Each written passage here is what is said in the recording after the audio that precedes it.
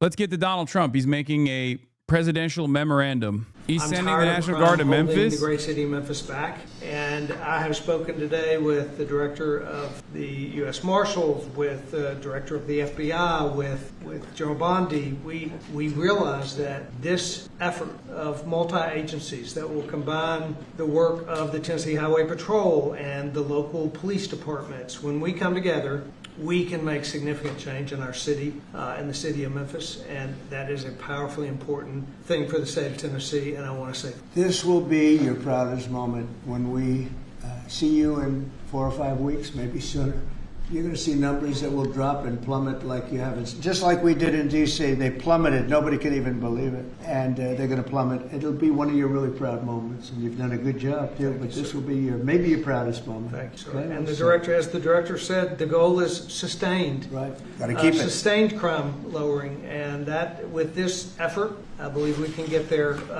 We can finally get there for that city. Yep, we're going to have it sustained a long time. And your people are going to get better and better, and your police force has been terrific. They're working with us very much, as you know.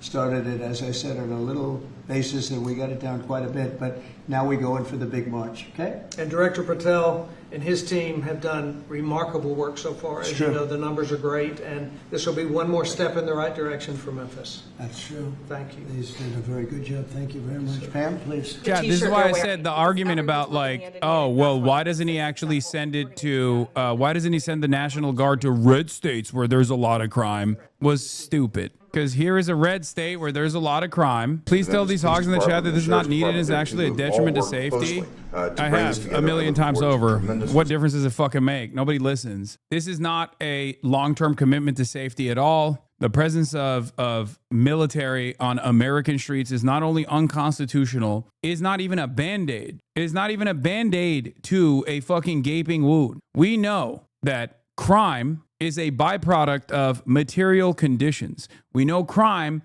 is born out of poverty, okay? If you want to tackle crime consistently, if you want to make sure that you erase crime to the best of your ability, now there's always still going to be, you know, antisocial personality disorders, crimes such as that. Ultimately, most of the crime that we look at, that we see as the most visible aspects of crime, is often either directly just a visible form of poverty, whether it be homeless people on the streets, or the locking of like deodorant at fucking CVS and whatnot. And the only long-term solution to that is to improve people's material conditions, to make sure that they're not living in abject poverty. If a militant response was an active deterrent to crime, which is a dangerous prospect to begin with, because the logical conclusion of that is the military engaging in these campaigns on U.S. soil, okay? But if a militant response in general was a solution to crime, was a permanent solution to crime, then we obviously would not have any fucking violence whatsoever in this country.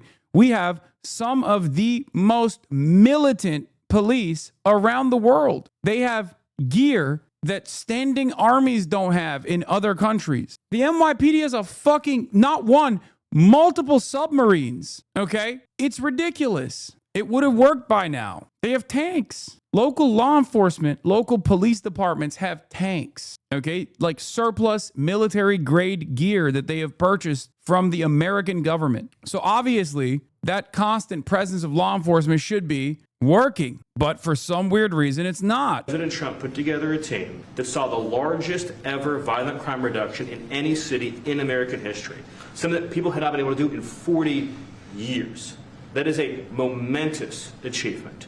And now the president is going to take that same model to Memphis, and as he said, more cities after that. The team the president has put together has no equal today or anywhere in American history. I think what's happening here is that what the president has done is made clear.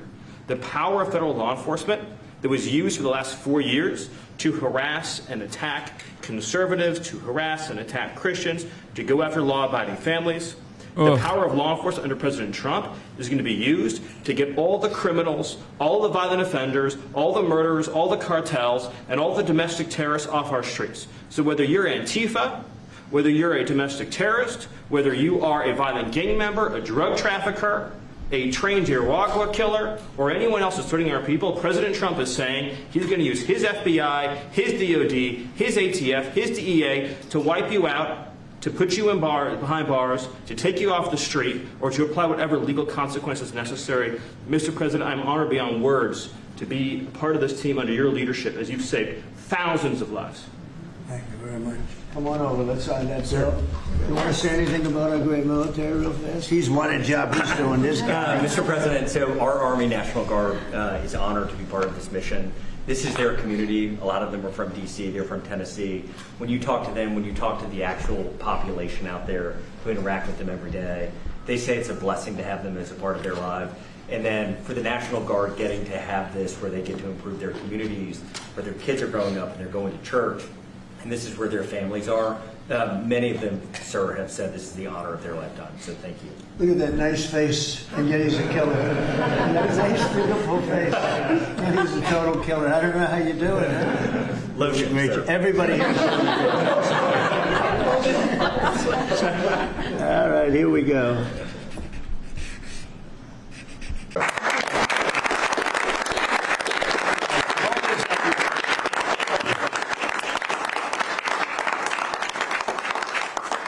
Yes, he's signing a proclamation, a presidential memorandum to send the National Guard to Memphis, Tennessee.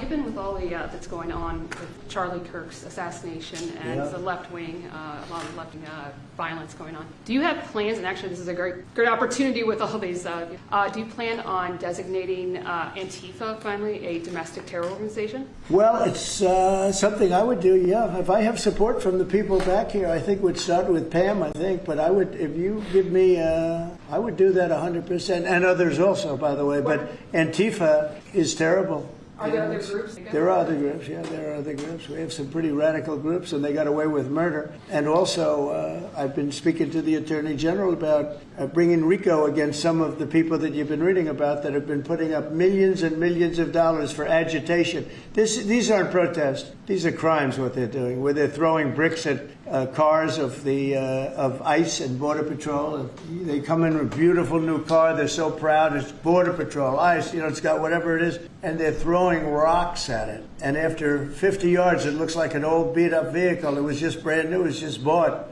for the purposes. And they don't have to take that anymore. I let it be known. We'll take responsibility. They don't have to take it anymore. And they don't want to take it. They were told by a past administration. It became almost... Apparently, J.D. Vance referenced Soros and Ford Foundation twice in his speech. You do whatever the hell you want. I watched it so sick it made me. For 4 years, I had to sit home and watch people screaming at policemen and spitting in their face. DSA and PSL are too small fry for them to even care about. They want to tackle big organizations. I think they're like going after liberal groups as well. They're not just going after the left. They're not like going after leftist groups. Glenn says they still have their First Amendment right, though. They're still out there protesting. Well, I'm not so sure. Yeah, it's very obvious that this administration does not give a fuck. I mean, everything that I told you was going to happen is literally happening. I told you that it wasn't going to stay with like undocumented or even documented non-citizens. I told you it was always going to extend to all political dissidents. And if you think it stops there,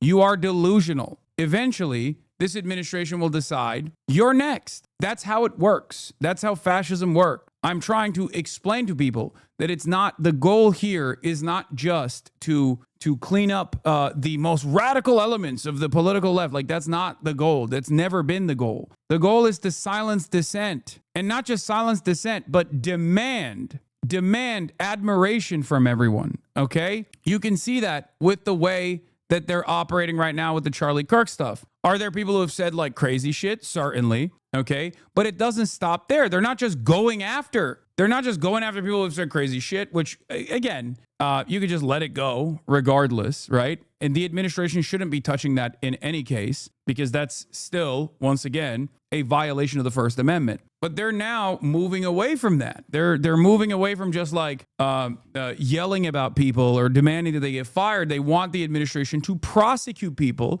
who have not sufficiently demonstrated grief about Charlie Kirk. At what point is it full fascism? We're 2 steps away from full fascism.